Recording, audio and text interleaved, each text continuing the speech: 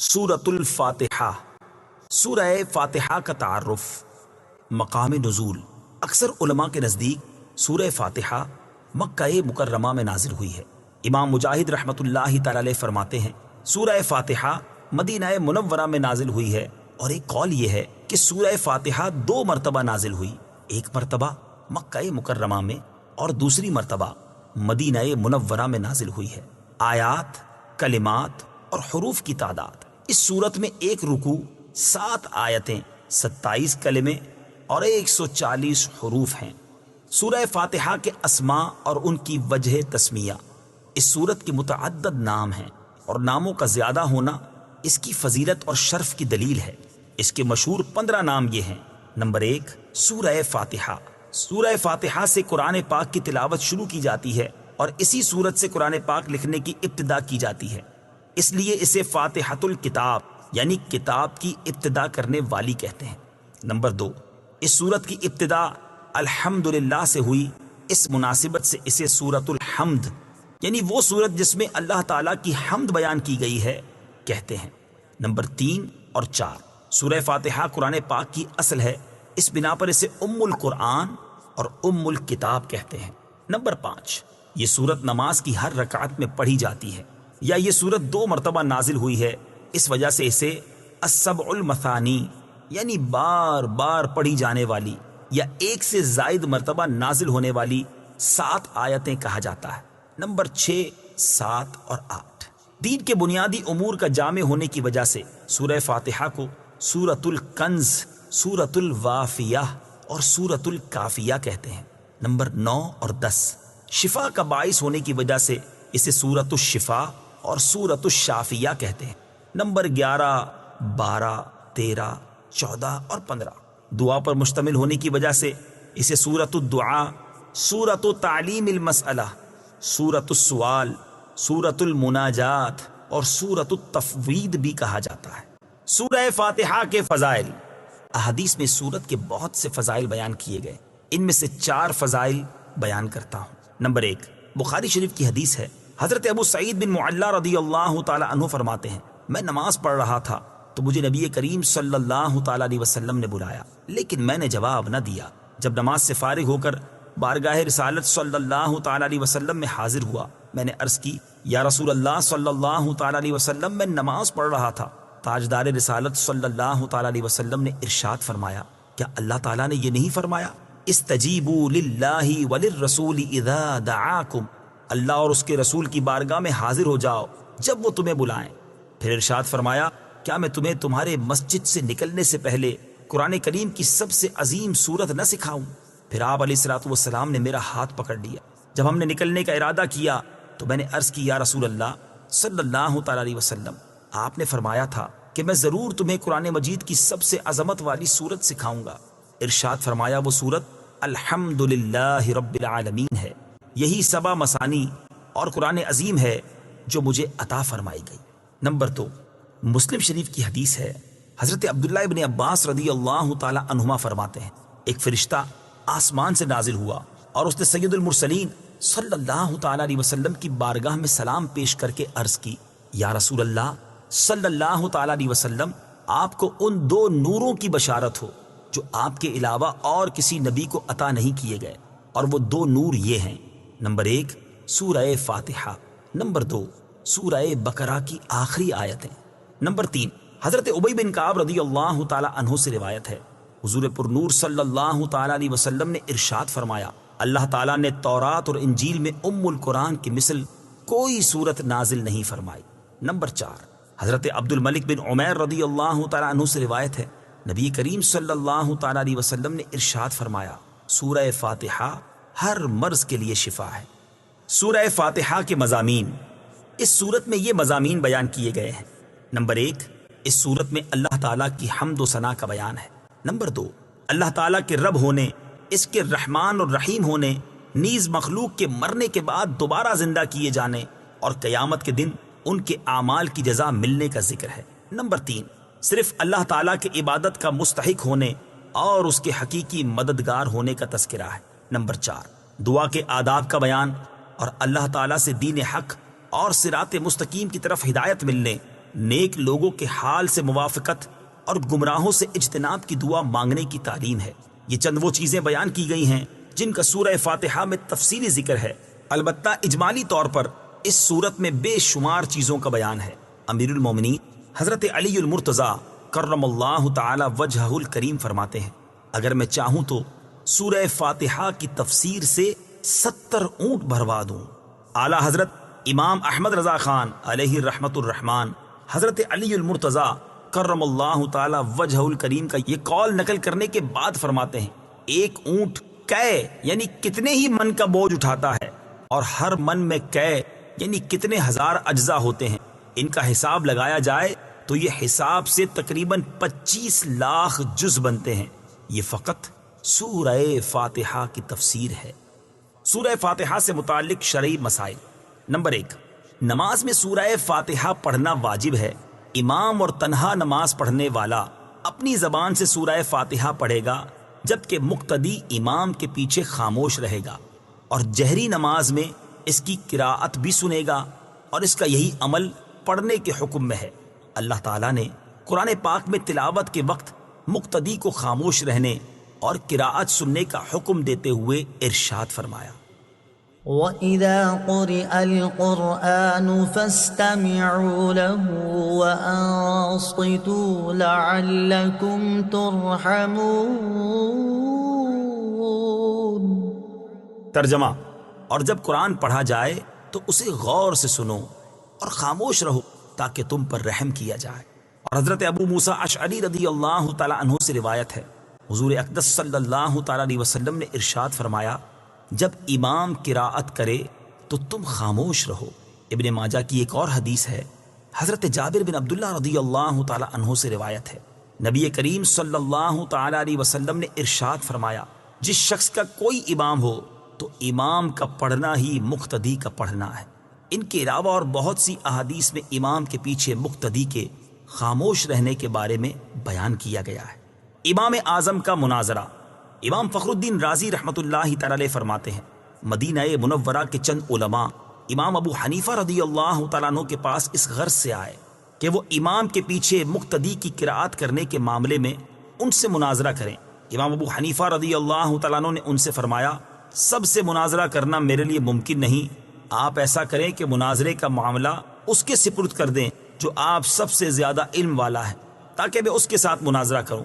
انہوں نے ایک عالم کی طرف اشارہ کیا تو امام ابو حنیفہ رضی اللہ تعالیٰ عنہ نے فرمایا، کیا یہ تم سب سے زیادہ علم والا ہے؟ انہوں نے جواب دیا، ہاں۔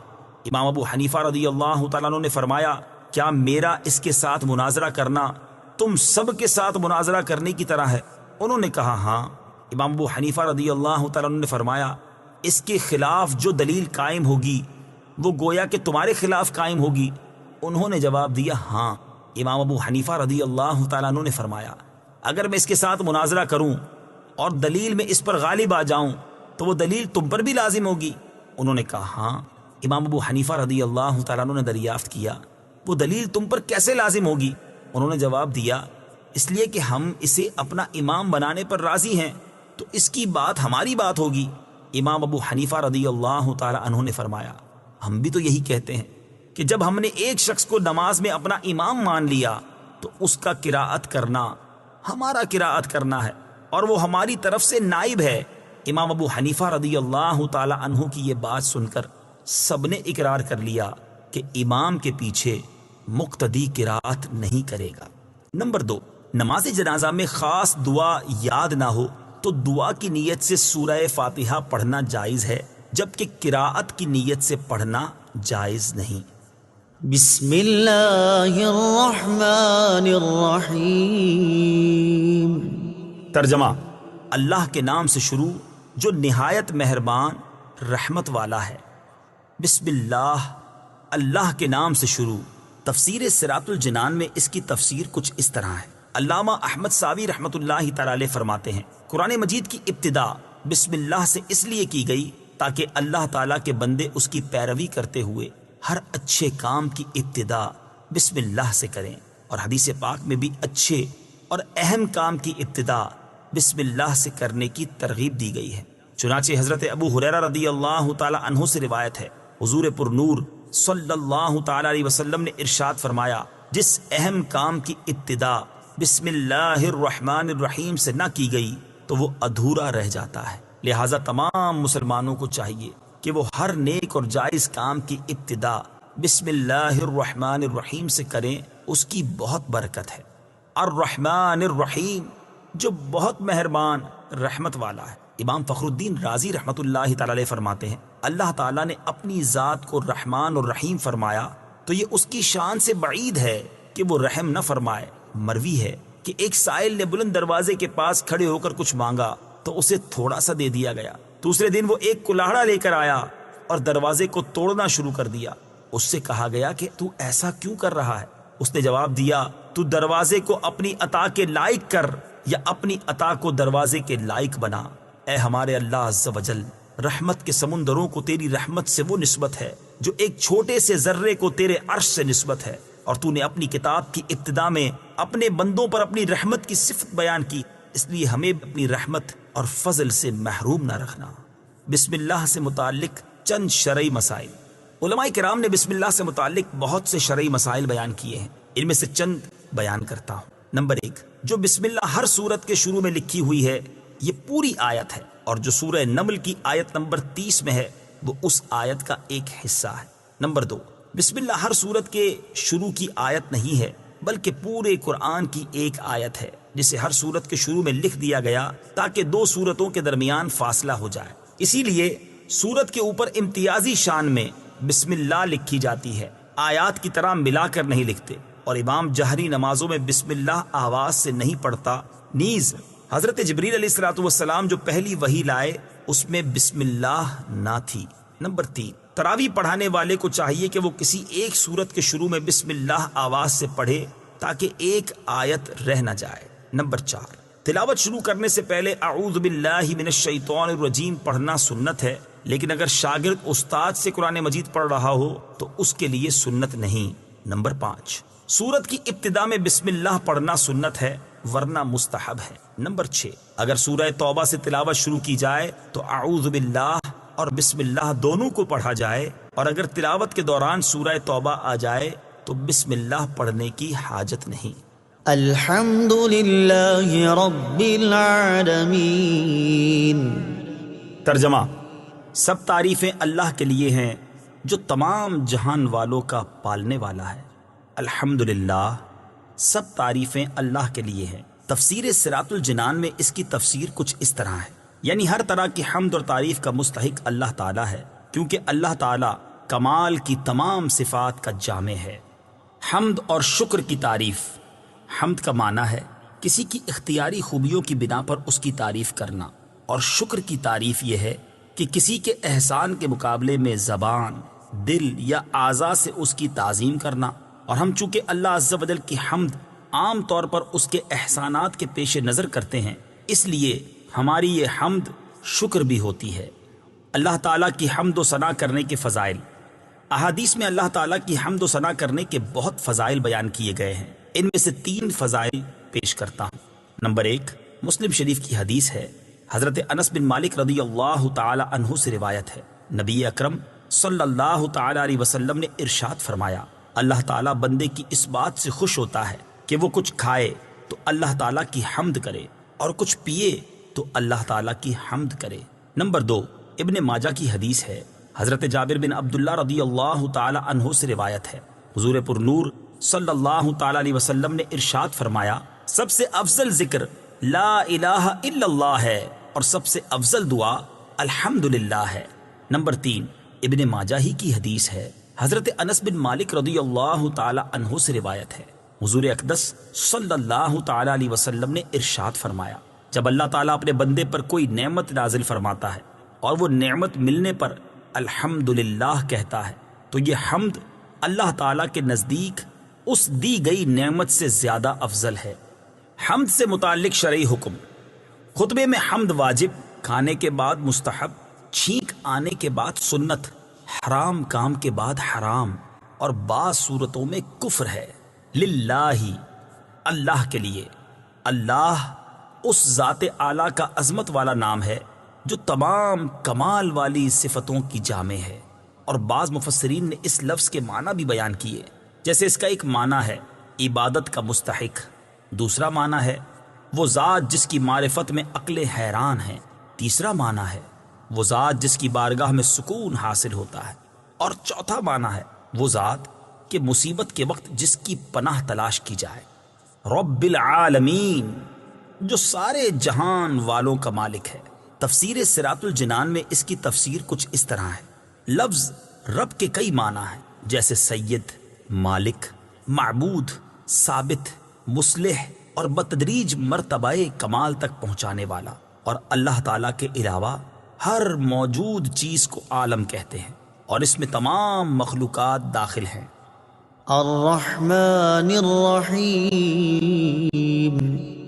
ترجمہ: بہت مہربان، رحمت والا۔ الرحمن، بہت مہربان۔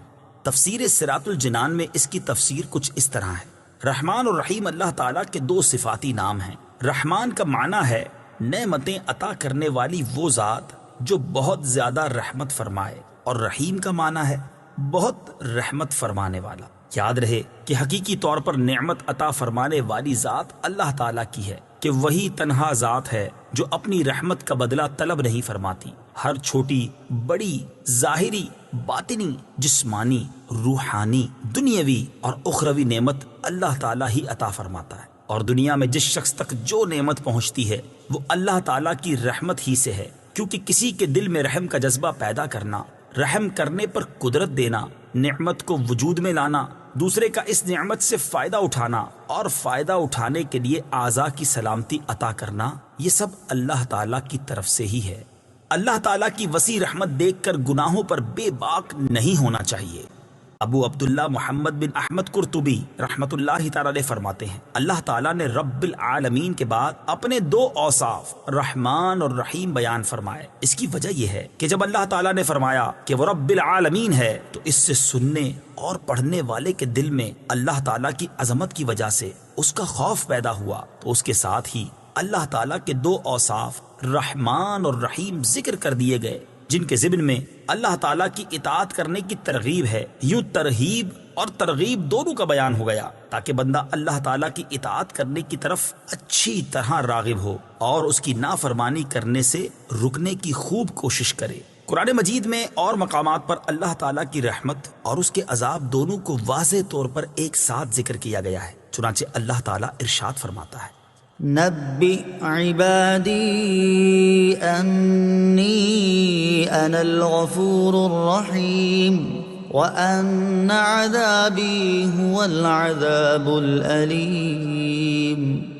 ترجمہ: میرے بندوں کو خبر دو کہ بے شک میں ہی بخشنے والا مہربان ہوں، اور بے شک میرا ہی عذاب دردناک عذاب ہے۔ اور ارشاد فرمایا، غافر الذنب وقابل التوب شدید العقاب ذی الطول لا الہ الا هو الیہ المصیر۔ ترجمہ: گناہ بخشنے والا اور توبہ قبول کرنے والا، سخت عذاب دینے والا، بڑے انعام عطا فرمانے والا ہے، اس کے سوا کوئی معبود نہیں، اسی کی طرف پھرنا ہے۔ نیز حضرت ابو ہریرہ رضی اللہ تعالی عنہ سے روایت ہے، رسول اللہ صلی اللہ تعالی علیہ وسلم نے ارشاد فرمایا، اگر مومن جان لیتا کہ اللہ تعالیٰ کے پاس کتنا عذاب ہے تو کوئی بھی اس کی جنت کی امید نہ رکھتا، اور اگر کافر جان لیتا کہ اللہ تعالیٰ کے پاس کتنی رحمت ہے تو اس کی جنت سے کوئی نا امید نہ ہوتا۔ لہٰذا ہر مسلمان کو چاہیے کہ وہ امید اور خوف کے درمیان رہے، اور اللہ تعالیٰ کی رحمت کی وسعت دیکھ کر گناہوں پر بے باک نہ ہو، اور نہ ہی اللہ تعالیٰ کے عذاب کی شدت دیکھ کر اس کی رحمت سے مایوس ہو۔ کسی کو رحمان اور رحیم کہنے کے بارے میں شرعی حکم، اللہ تعالیٰ کے علاوہ کسی اور کو رحمان کہنا جائز نہیں، جبکہ رحیم کہا جا سکتا ہے، جیسے قرآن مجید میں اللہ تعالیٰ نے اپنے حبیب صلی اللہ تعالیٰ علیہ وسلم کو بھی رحیم فرمایا ہے۔ چنانچہ ارشاد باری تعالیٰ ہے، لقد جاءكم رسول من أنفسكم عزيز عليه ما عنتم حريص عليكم بالمؤمنين رؤوف رحيم۔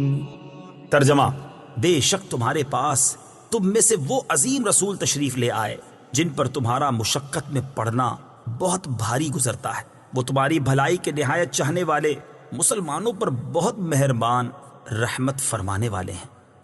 مالک یوم الدین، ترجمہ: جزا کے دن کا مالک۔ مالک یوم الدین، جزا کے دن کا مالک۔ تفسیر صراط الجنان میں اس کی تفسیر کچھ اس طرح ہے: جزا کے دن سے مراد قیامت کا دن ہے کہ اس دن نیک اعمال کرنے والے مسلمانوں کو ثواب ملے گا اور گناہ گاروں اور کافروں کو سزا ملے گی، جبکہ مالک اسے کہتے ہیں جو اپنی ملکیت میں موجود چیزوں میں جیسے چاہے تصرف کرے۔ اللہ تعالیٰ اگرچہ دنیا اور آخرت دونوں کا مالک ہے، لیکن یہاں قیامت کے دن کو بطور خاص اس لیے ذکر کیا تاکہ اس دن کی اہمیت دل میں بیٹھے۔ نیز دنیا کے مقابلے میں آخرت میں اللہ تعالیٰ کے مالک ہونے کا ظہور زیادہ ہوگا، کیونکہ اس دن کسی کے پاس ظاہری سلطنت بھی نہ ہوگی جو اللہ تعالیٰ نے دنیا میں لوگوں کو عطا فرمائی تھی۔ اس لیے یہاں خاص طور پر قیامت کے دن کی ملکیت کا ذکر کیا گیا۔ ایاک نعبد و ایاک نستعین، ترجمہ: ہم تیری ہی عبادت کرتے ہیں اور تجھ ہی سے مدد چاہتے ہیں۔ ایاک نعبد و ایاک نستعین، ہم تیری ہی عبادت کرتے ہیں اور تجھ ہی سے مدد چاہتے ہیں۔ تفسیر صراط الجنان میں اس کی تفسیر کچھ اس طرح ہے: اس سے پہلی آیات میں بیان ہوا کہ ہر طرح کی حمد و ثنا کا حقیقی مستحق اللہ تعالیٰ ہے، جو کہ سب جہانوں کا پالنے والا، بہت مہربان اور رحم فرمانے والا ہے۔ اور اس آیت سے بندوں کو سکھایا جا رہا ہے کہ اللہ تعالیٰ کی بارگاہ میں اپنی بندگی کا اظہار یوں کرو کہ اے اللہ عز و جل، ہم صرف تیری ہی عبادت کرتے ہیں، کیونکہ عبادت کا مستحق صرف تو ہی ہے اور تیرے علاوہ اور کوئی اس لائق ہی نہیں کہ اس کی عبادت کی جا سکے، اور حقیقی مدد کرنے والا بھی تو ہی ہے۔ تیری اجازت و مرضی کے بغیر کوئی کسی کی کسی قسم کی ظاہری، باطنی، جسمانی، روحانی، چھوٹی بڑی کوئی مدد نہیں کر سکتا۔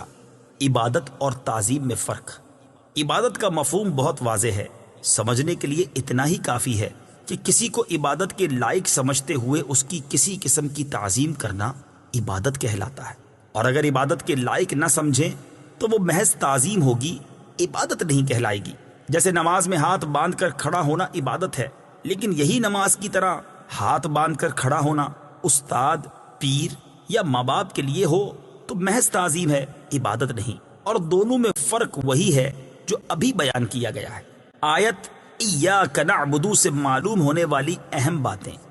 آیت میں جمع کے صیغے ہیں، جیسے ہم تیری ہی عبادت کرتے ہیں۔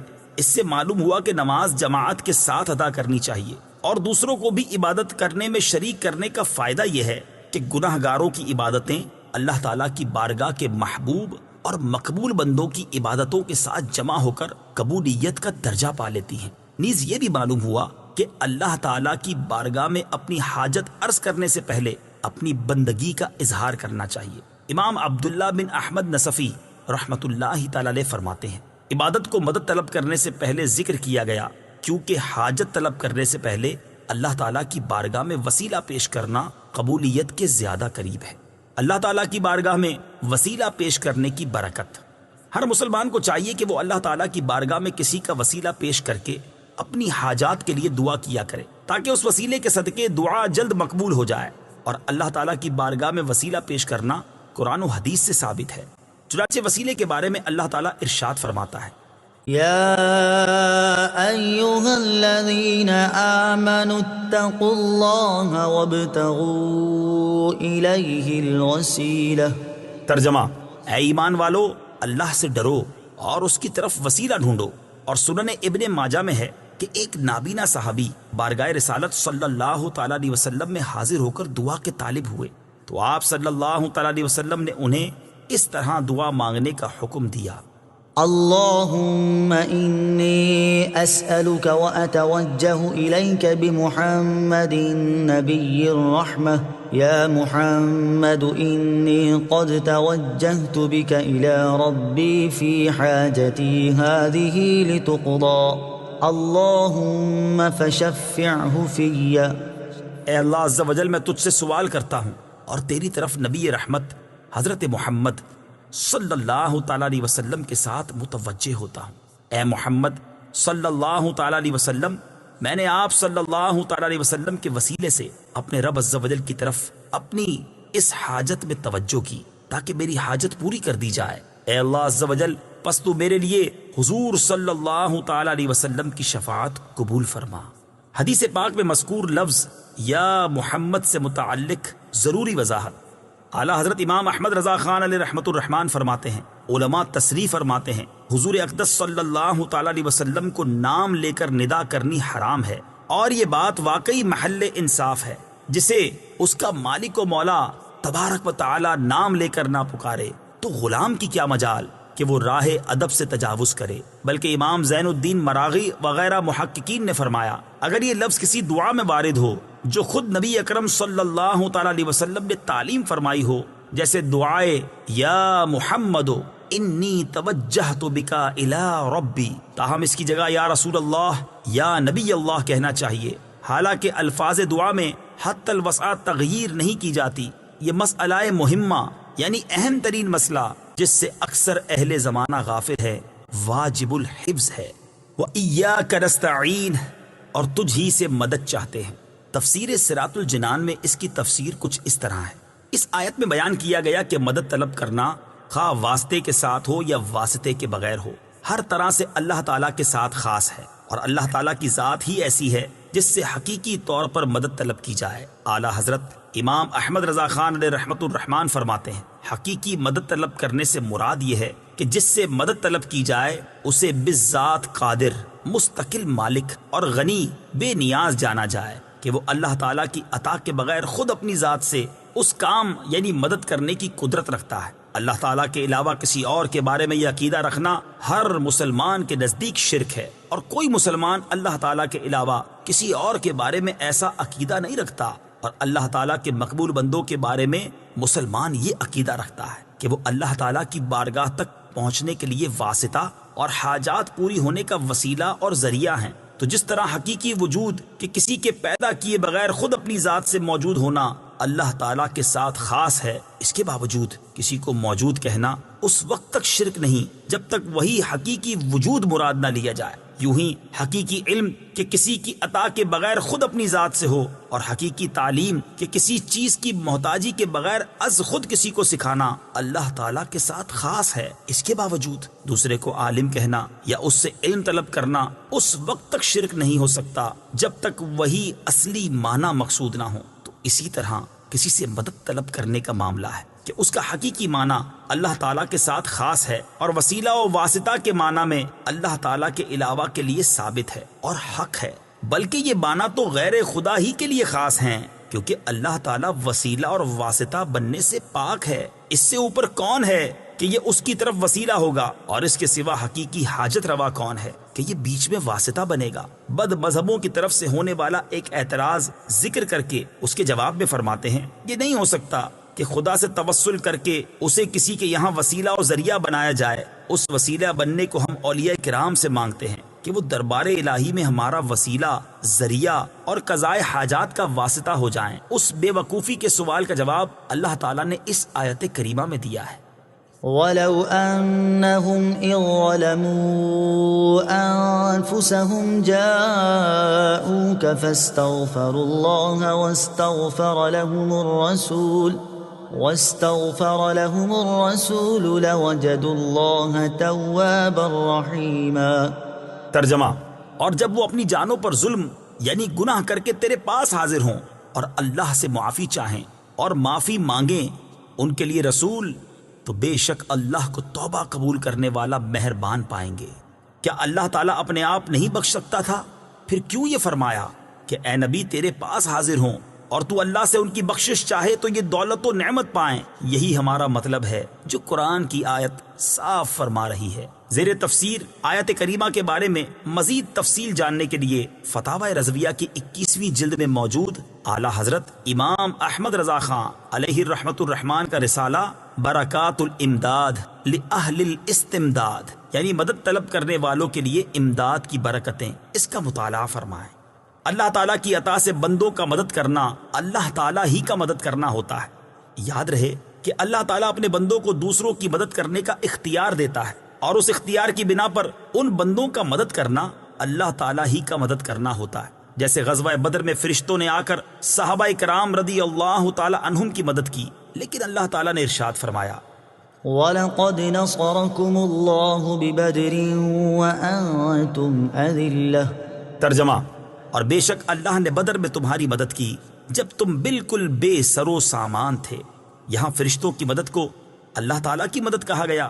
اس کی وجہ یہی ہے کہ فرشتوں کو مدد کرنے کا اختیار اللہ تعالیٰ کے دینے سے ہے، تو حقیقتاً یہ اللہ تعالیٰ ہی کی مدد ہوئی۔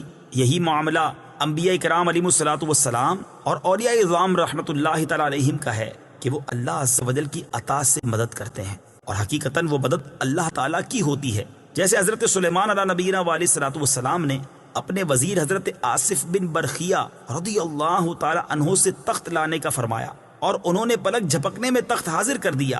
اس پر انہوں نے فرمایا ھذا من فضل ربی، یہ میرے رب کے فضل سے ہے۔ اور تاجدار رسالت صلی اللہ تعالی علیہ وسلم کی سیرت مبارکہ میں مدد کرنے کی تو اتنی مثالیں موجود ہیں کہ اگر سب جمع کی جائیں تو ایک ضخیم کتاب مرتب ہو سکتی ہے۔ ان میں سے چند مثالیں یہ ہیں۔ نمبر 1 صحیح بخاری میں ہے، نبی کریم علیہ الصلوۃ والسلام نے تھوڑے سے کھانے سے پورے لشکر کو سیر کیا۔ نمبر 2 بخاری شریف ہی میں ہے، آپ صلی اللہ تعالی علیہ وسلم نے دودھ کے ایک پیالے سے 70 صحابہ کو سیراب کر دیا۔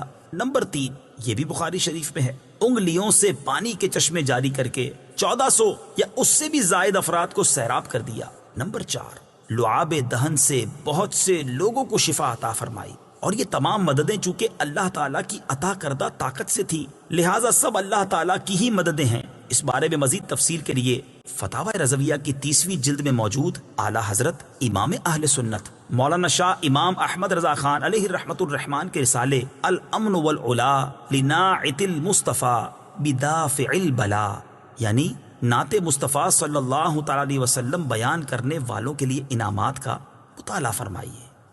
اهدنا الصراط المستقیم۔ ترجمہ: ہمیں سیدھے راستے پر چلا۔ اہدنا الصراط المستقیم، ہمیں سیدھے راستے پر چلا۔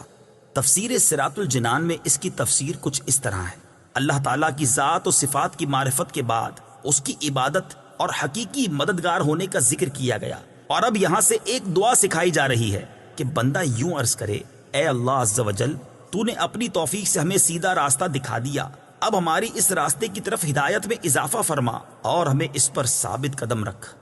صراط مستقیم کا معنی، صراط مستقیم سے مراد عقائد کا سیدھا راستہ ہے جس پر تمام انبیاء کرام علیہ الصلوۃ والسلام چلے، یا اس سے مراد اسلام کا سیدھا راستہ ہے جس پر صحابہ کرام رضی اللہ تعالی عنہم، بزرگان دین اور اولیاء اعظام رحمت اللہ تعالی علیہم چلے، جیسا کہ اگلی آیت میں موجود بھی ہے۔ اور یہ راستہ اہل سنت کا ہے کہ آج تک اولیاء کرام صرف اسی مسلک اہل سنت میں گزرے ہیں، اور اللہ تعالیٰ نے انہی کے راستے پر چلنے اور انہی کے ساتھ ہونے کا فرمایا ہے۔ فرمان باری تعالیٰ ہے، یا ایہا الذین آمنوا اتقوا اللہ وکونوا مع الصادقین۔ ترجمہ: اے ایمان والو، اللہ سے ڈرو اور سچوں کے ساتھ ہو جاؤ۔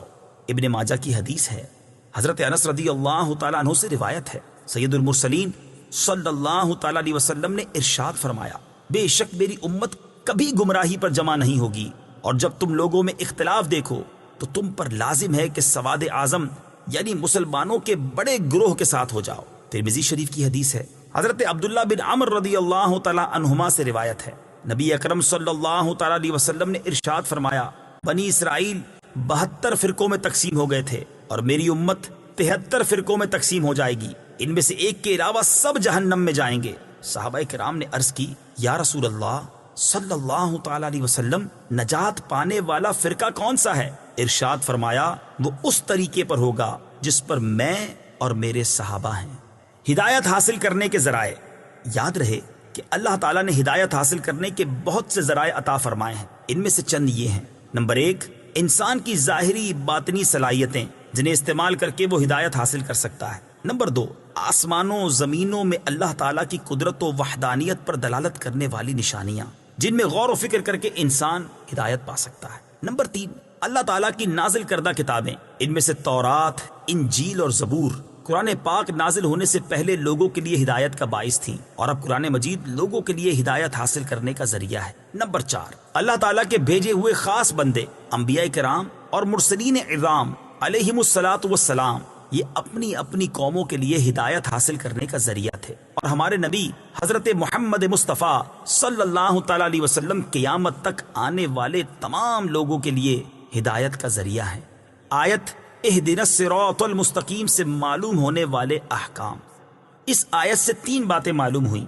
نمبر 1، ہر مسلمان کو اللہ تعالیٰ سے سیدھے راستے پر ثابت قدمی کی دعا مانگنی چاہیے، کیونکہ سیدھا راستہ منزل مقصود تک پہنچا دیتا ہے اور ٹیڑھا راستہ مقصود تک نہیں پہنچاتا۔ اللہ تعالیٰ ارشاد فرماتا ہے کہ عقل والے اس طرح دعا مانگتے ہیں: ربنا لا تزغ قلوبنا بعد إذ هديتنا وهب لنا من لدنك رحمة إنك أنت الوهاب۔ ترجمہ: اے ہمارے رب، تو نے ہمیں ہدایت عطا فرمائی ہے، اس کے بعد ہمارے دلوں کو ٹیڑھا نہ کر اور ہمیں اپنے پاس سے رحمت عطا فرما، بے شک تو بڑا عطا فرمانے والا ہے۔ ترمذی شریف کی حدیث ہے، حضرت انس رضی اللہ تعالی عنہ فرماتے ہیں، حضور پر نور صلی اللہ تعالی علیہ وسلم کثرت سے یہ دعا فرمایا کرتے تھے: یا مقلب القلوب ثبت قلبی علی دینک، اے دلوں کو پھیرنے والے، میرے دل کو اپنے دین پر ثابت قدم رکھ۔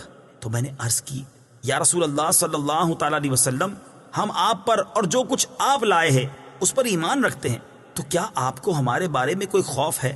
رسول پاک صلی اللہ تعالی علیہ وسلم نے ارشاد فرمایا: ہاں، بے شک دل اللہ تعالیٰ کی شان کے لائق اس کی انگلیوں میں سے 2 انگلیوں کے درمیان ہیں، وہ جیسے چاہتا ہے انہیں پھیر دیتا ہے۔ نمبر 2، عبادت کرنے کے بعد بندے کو دعا میں مشغول ہونا چاہیے۔ نمبر 3، صرف اپنے لیے دعا نہیں مانگنی چاہیے بلکہ سب مسلمانوں کے لیے دعا مانگنی چاہیے، کہ اس طرح دعا زیادہ قبول ہوتی ہے۔ صراط الذين أنعمت عليهم غير المغضوب عليهم ولا الضالين۔ ترجمہ: ان لوگوں کا راستہ جن پر تو نے احسان کیا، نہ کہ ان کا راستہ جن پر غضب ہوا اور نہ بہکے ہوئوں کا۔ صراط الذین انعمت علیہم، ان لوگوں کا راستہ جن پر تو نے احسان کیا۔ تفسیر صراط الجنان میں اس کی تفسیر کچھ اس طرح ہے۔ یہ جملہ اس سے پہلی آیت کی تفسیر ہے کہ صراط مستقیم سے مراد ان لوگوں کا راستہ ہے جن پر اللہ تعالیٰ نے احسان و انعام فرمایا، اور جن لوگوں پر اللہ تعالیٰ نے اپنا فضل و احسان فرمایا ہے ان کے بارے میں ارشاد فرماتا ہے: ومن يطع الله والرسول فأولئك مع الذين أنعم الله عليهم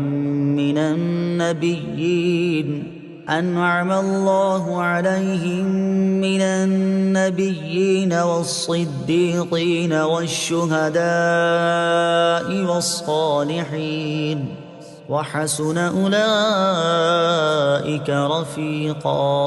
ترجمہ: اور جو اللہ اور رسول کی اطاعت کرے تو وہ ان لوگوں کے ساتھ ہوں گے جن پر اللہ نے فضل کیا، یعنی انبیاء اور صدیقین اور شہداء اور صالحین، اور یہ کتنے اچھے ساتھی ہیں۔ آیت صراط الذین انعمت علیہم سے معلوم ہونے والے مسائل۔ اس آیت سے 2 باتیں معلوم ہوئیں۔ نمبر 1، جن امور پر بزرگان دین کا عمل رہا وہ صراط مستقیم میں داخل ہے۔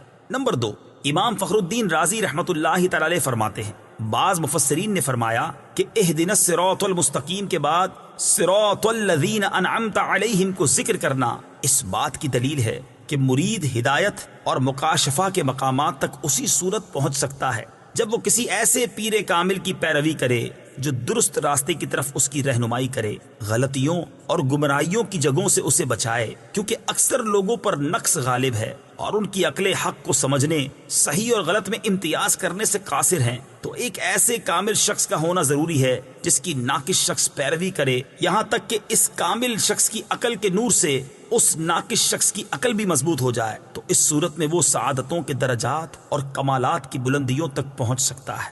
غیر المغضوب علیہم ولا الضالین، نہ کہ ان کا راستہ جن پر غضب ہوا اور نہ بہکے ہوئوں کا۔ اس کی تفسیر صراط الجنان میں ہے۔ جن پر اللہ تعالیٰ کا غضب ہوا ان سے مراد یہودی اور بہکے ہوئوں سے مراد عیسائی ہیں، جیسا کہ سنن ترمذی جلد 4 صفحہ 444 حدیث نمبر 2964 میں ہے۔ اور امام فخر الدین رازی رحمت اللہ تعالی علیہ نے یہ بھی لکھا ہے کہ جن پر غضب ہوا ان سے مراد بد عمل ہیں اور بہکے ہوئوں سے مراد بد عقیدہ لوگ ہیں۔ ہر مسلمان کو چاہیے کہ وہ عقائد، اعمال، سیرت، صورت ہر اعتبار سے یہودیوں، عیسائیوں اور تمام کفار سے الگ رہے، نہ ان کے طور طریقے اپنائے اور نہ ہی ان کے رسم و رواج اور فیشن اختیار کرے، اور ان کی دوستیوں اور صحبتوں سے دور رہتے ہوئے اپنے آپ کو قرآن و سنت کے سانچے میں ڈھالنے میں ہی اپنے لیے دونوں جہان کی سعادت تصور کرے۔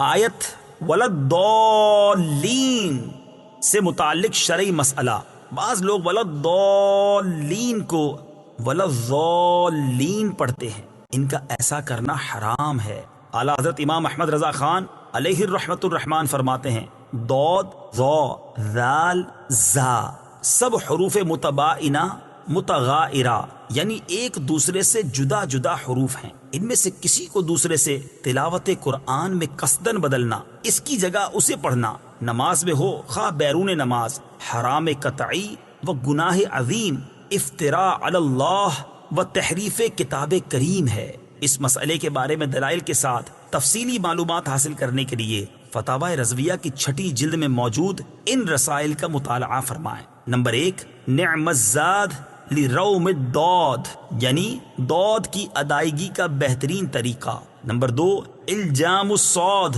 عن سنن الضاد ضاد کی ادائیگی کے غلط اور صحیح طریقوں کا بیان۔ آمین اس کا ایک معنی ہے اے اللہ عز و جل تو قبول فرما، دوسرا معنی ہے اے اللہ عز و جل تو ایسا ہی فرما۔ آمین سے متعلق شرعی مسائل۔ نمبر 1، یہ قرآن مجید کا کلمہ نہیں ہے۔ نمبر 2، نماز کے اندر اور نماز سے باہر جب بھی سورہ فاتحہ ختم کی جائے تو اس کے بعد آمین کہنا سنت ہے۔ نمبر 3، احناف کے نزدیک نماز میں آمین بلند آواز سے نہیں بلکہ آہستہ کہی جائے گی۔ صدق اللہ العظیم۔